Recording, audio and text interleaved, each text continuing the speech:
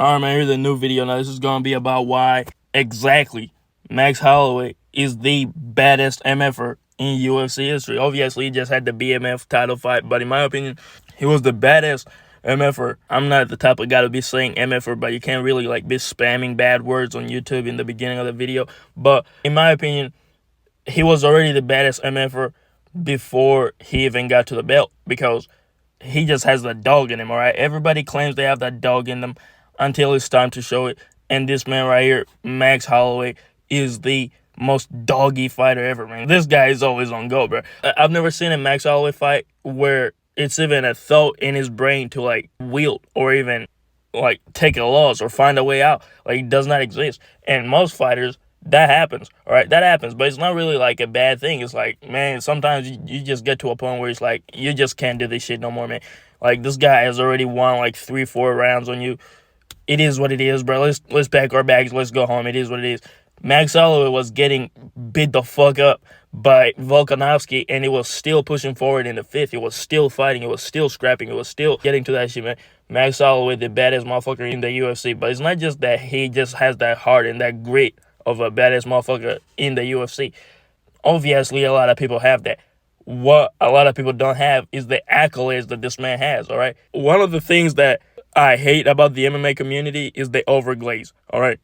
What does overglaze mean? Overglaze means as soon as something happens and people start glazing it too much, all right? Such as Poatan, all right? Poatan just randomly shows up, gets a couple little cherry-picked wins, and just because they happen to be over former champions and he has 3 fights in the UFC, everybody's now oh, he's better than Khabib on the all-time list. That's just a ridiculous statement. It's not, they're not even comparable. This guy has literally 5 good wins, and most of them he was losing them until he got some type of fluky way to finish them. Now, I know I'm a self-proclaimed Poatan hater, but that's just a fact. I'm not even hating. That's just a fact. The fact that you guys don't recognize that, it's kind of delusional in my opinion. You people act like Poatan is out here dominating dudes. He's not. Khabib was out here dominating dudes. And that's some of the shit that I hate about the MMA community, bro. They overglaze, all right? And why I'm bringing up the topic is because people are overglazing my son Max Holloway. I like Max Holloway, but I gotta call out some bullshit. His KO over Justin Gaethje is not the greatest KO ever. Now, is it a great KO? Yup. Is the fact that he KO'd him in the last second epic? Yup. But is it the greatest ever? No, because for it to be the greatest ever, certain things need to be in play. It needs to be greater than the actual greatest KO of all time, which in my opinion is Kamaru Usman versus Leon Edwards. 2 head kick, headshot dead after a 15-fight winning streak, which it was about to tie Anderson Silva and be the most winningest fighter in UFC consecutively, after being beat up for 4 rounds and coming back, pretty much 4 rounds because he did win the first, but he was still getting kind of bullied out there, and coming back in the 5th, 1 minute remaining, boom, head kick, one of the most dominant champions in UFC history. This guy was an underdog. He was losing as an underdog, and then he pulled it off at the end with a one-shot KO head kick, sit up. What the fuck? Even just talking about that gives me chills. That is the greatest KO of all time. But is the Max and Justin one a great KO too? Yeah, but I mean, come on, it's not better than that because Max was winning. Max was dominating the fight pretty much, and then he just called him to the middle of the octagon, and then they started slugging. There was no setup, there was no technique on that. They just started slugging, and they caught him with a big overhand, and he knocked him out.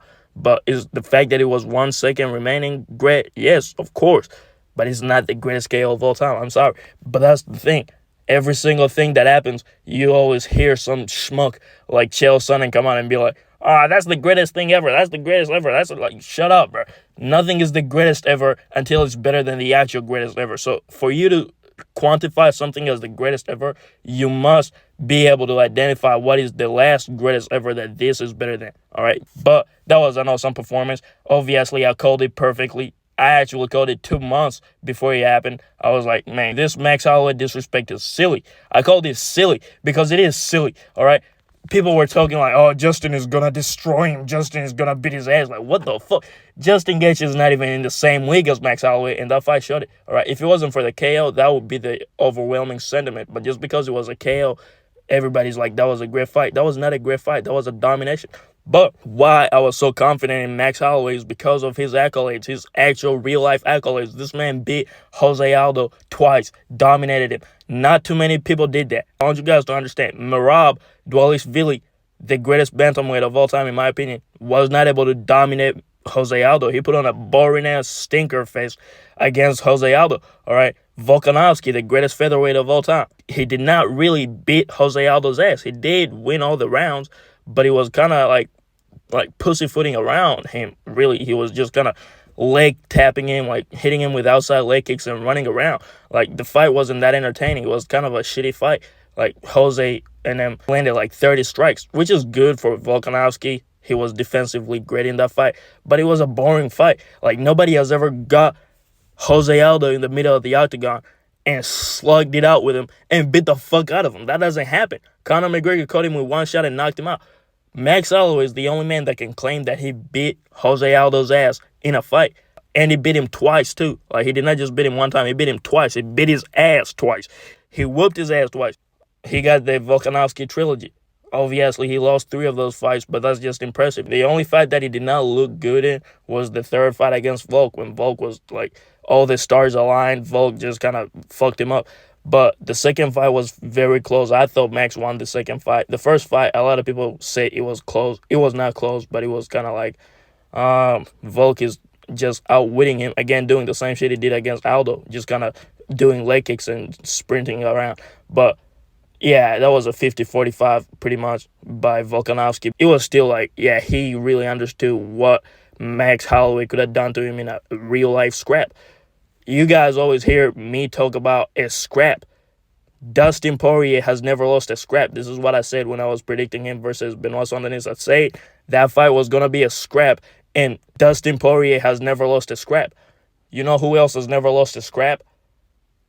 Actually, I can't say that because Dustin did beat him in a scrap, but it was a very close fight. A lot of people were like, oh, Dustin beat his ass. He didn't really. He just had more power than him. Max wasn't ready for bumping up in weight and fighting Dustin Poirier. But other than that one occasion, Max Holloway has never got his ass beat in a scrap.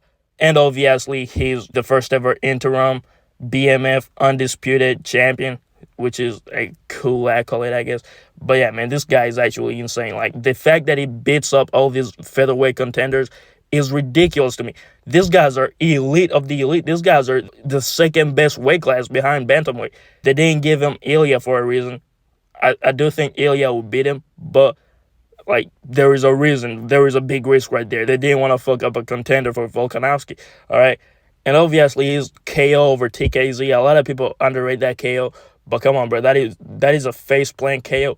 Like, this man face planted that motherfucker. Volk couldn't do it. And then, of course, his last fight against Justin Gaethje, where he showed levels and then went on to KO him. Absolute majestic ridiculousness from this man. So instead of people talking about how that was the greatest KO ever or that was the greatest fight ever, which are two false statements, how about we just appreciate the fact that Max Holloway is the fucking man and is the biggest BMF, the baddest motherfucker in the UFC's history. And I got proof to back that up, because who I will put in the baddest motherfucker category in the UFC, there is the top 3 BMFs. Of course, you got the former BMF champion, Justin Gaethje. The other 2 BMF schmucks, they're having a boxing match. I don't give a fuck. Masvidal and Nate Diaz fucking bums those guys. I've always talked about BMFs and scraps and shit. You would think I'm a big Nate Diaz fan, but no. I liked when he beat McGregor, but so overrated, right? Overrated as hell. Masvidal, that guy is the walking embodiment of bomb. The 3 BMFs that I'm talking about is, of course, Justin Gaethje, in my opinion, the first ever legit BMF champion. Dustin Poirier, the guy that beat both these guys, and obviously Max Holloway. But why I threw in Dustin Poirier, again, he's the only man in the UFC that has never lost a scrap. I have him losing terribly and getting dominated by Islam Makhachev, but that fight is not going to be a scrap. Islam is going to take him to deep waters and show levels, because Islam, as I said, is the second greatest fighter ever behind John Bones Jones. I can argue anybody about that, but that's a totally different thing. It's not going to be a scrap. Dustin Poirier, pound for pound, could be the biggest BMF in UFC history. He beat my personal baddest motherfucker in the UFC. So we got to give Dustin his props. But to break this shit down even further, all right, y'all know I do something on this channel called fighter ratings, where we rate these fighters' statistics from their striking, their grappling, their wrestling, their cardio, their chin, their fight IQ, their strength, their speed, and these were their results. So obviously we got Justin Gaethje, we got Dustin Poirier, and we got Max Holloway. So for Justin Gaethje, you cannot deny the fact that this man has entertaining fights. He's a great fighter. It's just that he got shown levels. Why is that? Because his striking is subpar. I'll give his striking at 89. All right, his striking is not at that level. Yeah, he knocked out Dustin Poirier, who in my opinion is a good striker, but he knocked him out with that unfamiliar move. He knocked him out with a head kick. He does not throw head kicks, so that threw Dustin out for a loop. And obviously a head kick is going to knock you out. It's not like a punch that knocked him out. It doesn't show power. It's just head kick, caught him with a head kick and knocked him the fuck out. But I would say his striking is not all that, all right? He outstruck Rafael Fiziev, which is a big reason why I even bumped it up to 89, because I had him lower. But why I don't think his striking is that good is because the guy just spams big hooks, all right? He just spams big hooks. It's like, leg kick, leg kick, every single time. Like, where is your straights? Where the fuck is your setups? Nothing. It's just, and then he does something crazy. He cuts an angle. And then, attacks with the big midi hooks. Man, get the fuck out of here with that shit, all right? Like, I don't see him and I'm like, wow, what a great striker Justin Gaethje is. He's tenacious, all right? He's brutal when he connects with the big hooks. I'm pretty sure they're painful. Like, he puts a lot of pain in them fucking big hooks. So, hey, props to him, but I wouldn't say, like, he's an elite striker, which is why he got shown levels by Max Holloway at UFC 300. But then we move on to Dustin Poirier. What about his striking? I would say his striking is a 92. I'm taking variety into this a lot. I value variety a lot. Dustin Poirier, his striking is not that different, all right? You know what he's coming with. He's coming with good, crispy, technical boxing. Like, he's a good boxer. He's one of the best boxers in the UFC, hands down. But where is his kicks? Where is his side kicks? Where is his setup kicks? Where is his pressure? He doesn't even pressure that much. He's more of a volume guy, actually. Like, when he gets somebody hurt, like, he swarms them. Like, his finishing ability is great. Obviously, his shot selection is awesome. But when it comes to, like, just putting more out there on him being a great striker, I just don't see it. He's a great boxer, but as an overall striker in MMA, I will give him a 92 rating. And then we move on to Max Holloway, who in my opinion is the best striker out of all three of these guys. And Max Holloway, of course, showed levels to Dustin Poirier. Max Holloway has great variety in his strikes. That jumping, spinning back kick to the body intended, but Justin kept ducking and he kept hitting his face, which is a ridiculously brutal looking move. I mean, and he's been doing that. He's been incorporating a lot of kicks in his game. And obviously, he also has great boxing, great head movement. This guy is awesome. 96 on his striking. All right, 96 on his striking. One of the highest rated strikers that I've rated on this channel. Great striker, Max out. And we move on to wrestling. Justin Gaethje's wrestling is good. All right, I know he's not really a wrestler. I don't even think I've ever seen him shoot for a takedown. But how he avoids being taken down is impressive in my opinion. Obviously, Khabib took him down, but, like, that's Khabib Abdulmanapovich, Nurmagomedov. Like, come on, bro, it's a big difference. But, like, when Michael Chandler, a degular wrestler, tries to take him down, it's like, what the fuck? This guy is, like, in the Matrix. You saw how he flipped out of a takedown attempt from Michael Chandler. Slam really picked him up and did a pistol squat. Or was that the pistol squat, or was that Dustin Poirier? I don't know. But Michael Chandler, big, strong fucking guy, picked him up. And he couldn't take him down because Justin Gaethje literally did a front flip out of a takedown. And that's another reason why a lot of people get brutalized on the feet by him. Because, yeah, he may not be the best technical striker, but, again, his tenacious is on your ass. And you cannot take him down because his takedown defense is legitimately insanely good. So I'll give his wrestling a 95. Of course, takedown defense is part of wrestling. 95. Dustin Poirier, his takedown defense is pitiful. He does not have takedown defense. His takedown defense is jumping the guillotine. 76. No explanation needed. You guys know what the fuck I'm talking about. Every single time somebody shoots a takedown on this guy, like, he made Benoit Saint-Denis look like a monster. Like, Benoit, I expected him to beat the fuck out of Benoit, showcase levels. Now, he did pull it off, but, Like, Benoit was out there kind of bitching him, taking him down on command and shit. Like, that shit was kind of embarrassing to me, myself. Because I was like, what the fuck, man? Come on, Dustin. Resist a takedown for once. Fuck. 76 on his takedown defense. But Max Holloway, he doesn't have the best wrestling. Obviously, he doesn't use wrestling. But, like, he got some decent takedown defense. You know, he doesn't be getting taken down. I don't even think I've seen him get taken down in recent fights.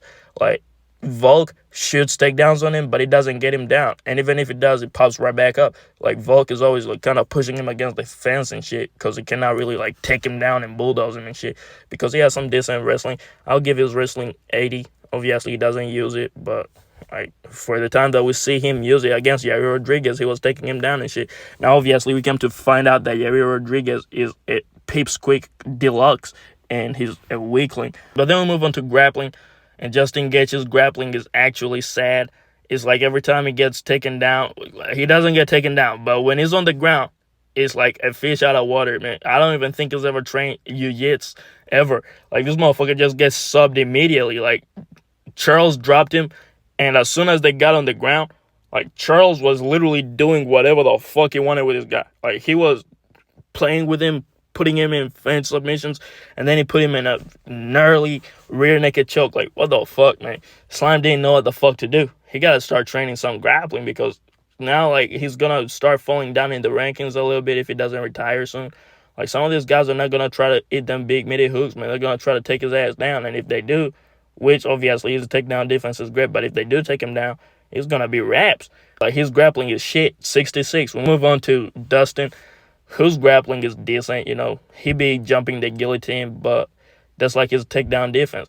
If he actually tried to like grapple with guys, I'm pretty sure he would do decent. You know, like he has some tricky subs up his sleeve and shit. And Benoit Saint-Denis is a great grappler, and he couldn't really submit Dustin Poirier. Like, he had him in some tricky positions, and Dustin survived. Like, he has some good defensive grappling and offensive grappling. I'll give his grappling a 79.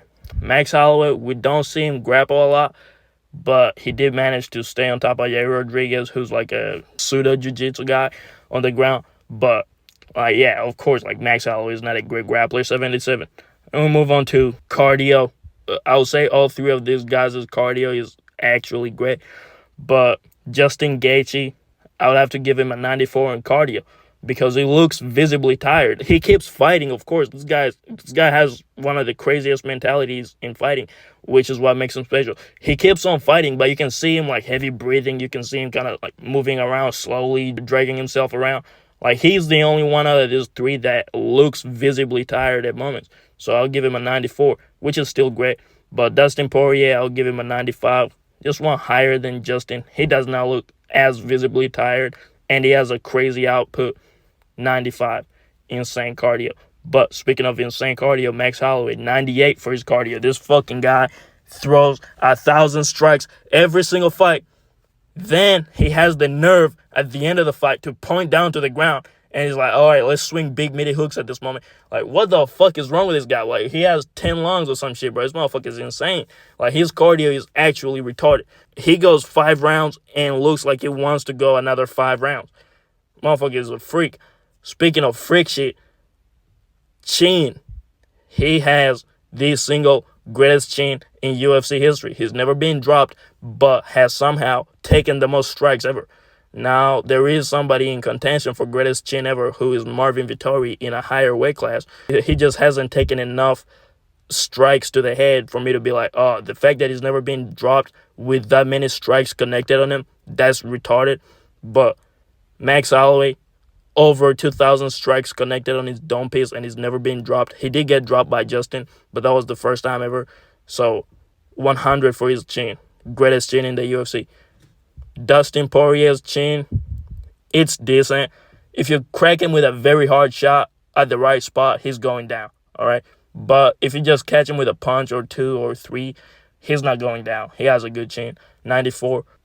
Justin Gaethje, his chin is unfortunately the worst out of these 3 because, yeah, he doesn't get knocked out a lot, but, like, some of these shots that be making him do the chicken dance is like, what the fuck is happening to him? Like, his chin is very crackable. The shot that knocked him out from Max Holloway did not even, like, connect fully on his head, on his Like, it did not look like it was rattling his brain. It looked like it kind of brushed off of his mouth and his nose area, but he just fell down like he's dead or some shit. So, I mean, and that's Max Holloway. Yeah, of course, now he got more power at lightweight, but come on, bro.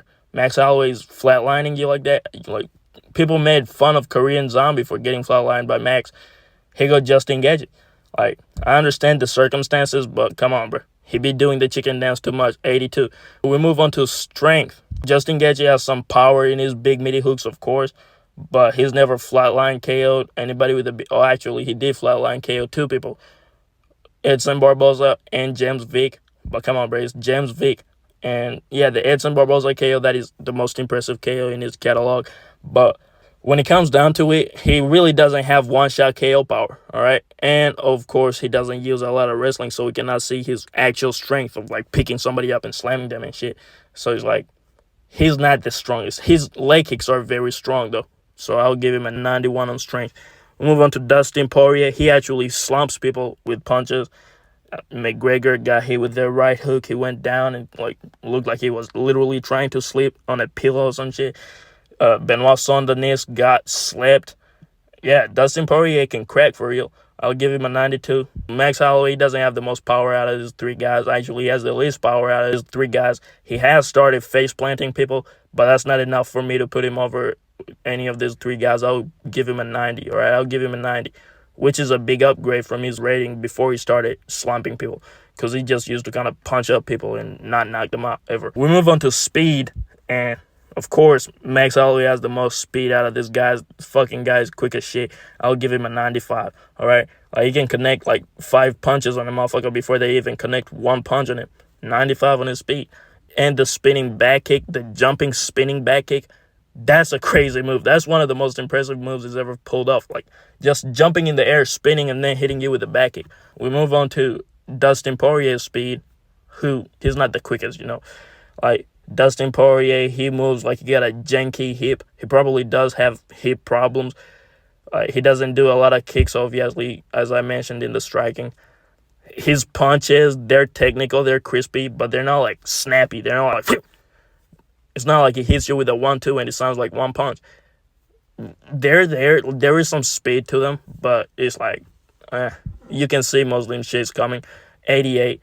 Justin Gaethje, he's actually pretty quick for a big meaty hook swinger. Like, the fact that he catches people with them telegraphed ass big meaty hooks shows that he's quick, and he be cutting angles and shit nowadays. So he's like, he can hit you with some crazy shit. 89 on his speed. And then we move on to fight IQ. Justin Gaethje. A lot of people claim that he's retarded. I'm of the belief that he might be retarded, or CTE has taken him out the game. He does not sound the most intelligible, but now that he's cutting angles, he's starting to kind of impress me with his fight IQ a little bit. Like, he really outdid Rafael Fiziev, man. I don't know if the stars aligned on that night or some shit. I really don't think he's a better fighter than Rafael Fiziev, but he beat him. Why did he beat him? Because now he introduced new wrinkles to his shit. He's throwing up head kicks and shit. Before this, I would give him probably a 60 for his fight IQ. He used to just kind of walk forward, chin down, hands up, take shots on the forehead, just start, like, leg kicking people randomly and leg kicking in the clinch, big meaty hooks. But now he's like smarter than a 60 on fight IQ. So I'll give him a 75 on a fight IQ. You know, he couldn't make adjustments against Max Holloway when he was getting pissed up. Should have tried to make some adjustments or shoot for a takedown. I mean, come on. Your nose is broken. You've been getting eye poked and shit. Come on, bro. The crowd may boo you, but this is your health at the end of the day. You gotta keep that fucking chick alive, too. Come on, motherfucker. Shoot for a takedown. But I guess it was because of the BMF shit. It is what it is. His fight IQ is not the best. He's not, like, the smartest of the bunch anyway. He's not the brightest star in the sky. So I'll give him a 75. We'll move on to Dustin Poirier, whose fight IQ is also very bad. He does be pulling for guillotines for no reason. A lot of people call him the dumbest fighter, but he's clearly not dumber than Justin Gaethje, even though he got tricked into getting head kicked. But the guy has some decent fight IQ, you know. Dustin Poirier just doesn't seem to be as dumb as Justin Gaethje, you know. In my opinion, these guys are close to being twins. Their names sound alike. They fight almost the same. But one is clearly smarter than the other. I mean, it doesn't take a rocket scientist to figure that one out. So I'll give him a 78 on his fight IQ. Then we'll move on to Max Holloway, who has a higher fight IQ than those two, but that's not saying much, of course. So I'll give him a 90 on his fight IQ. He couldn't make adjustments to Volkanovski after 3 fights, but that's because Volk made his own adjustments and his own drastic improvements and just kind of like passed him by. Other than that, this guy has showed some decent fight IQ against people like Yair Rodriguez. When Yair was starting to outstrike him a little bit, he started taking him down. When Arnold Allen started to try to slug it out with him and knock him out in the 5th, he was like, nah, slow your roll, big buddy, and started holding onto that clinch and shit, Like, that's just, like, crafty vet shit, like, holding onto the clinch when Arnold Allen is trying to throw him off and throw big midi hooks and knock him out. But, like, you gotta understand, this guy is a crafty vet. After he kind of tired him out by tying him up in the clinch, then he was like, all right, now let's slug it out. And then he drops him.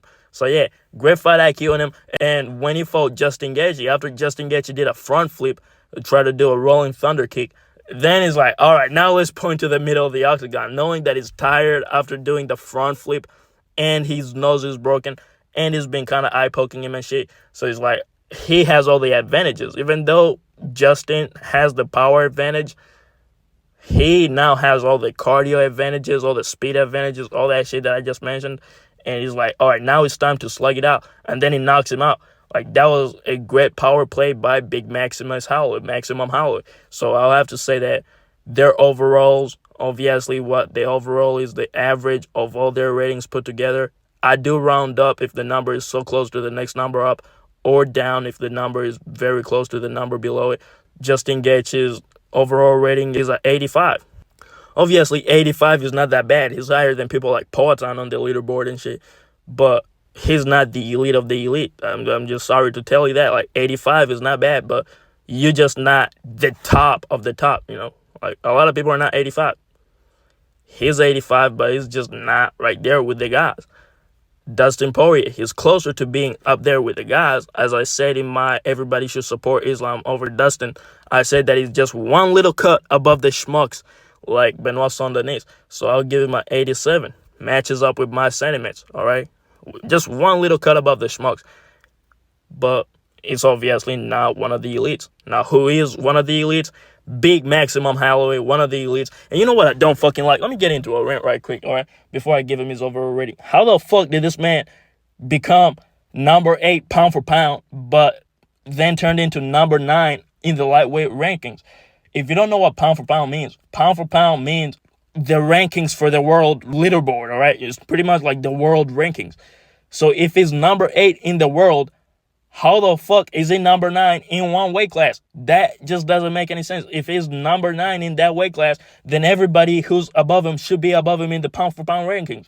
There is guys that are above him in lightweight rankings that are nowhere even near the pound for pound rankings. Straight up just disrespectful. If you want to keep Justin above him to keep the integrity of the weight class, I guess, like proper, because he did beat Dustin, who Dustin is going to get a title shot, you can go ahead, all right? But you got to put him at least top 5. You got to put Max at least top 5.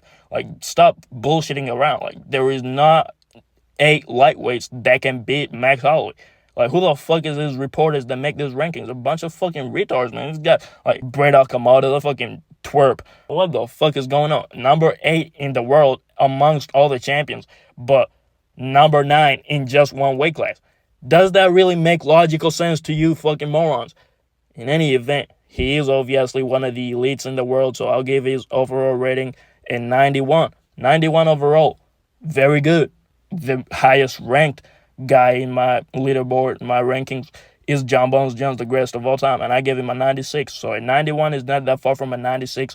I am going to update Islam Makhachev's rating because I gave his striking very low, but that was before the Volkanovski fight.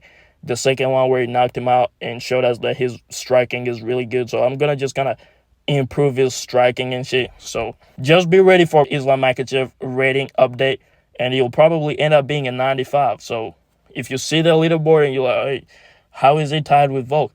He's not going to be anymore because I'm going to put him up there. And I'm going to put Ilia Topuria up there too. So I may make that a 2-for-1 rating for Ilia Topuria and Big Mac Islam Makhachev. Look out for those. Give me your thoughts on how these cards came out. I'm pretty sure I'm gonna make them fucking cool looking as shit. In any event, guys, go ahead and like and subscribe. I'm out.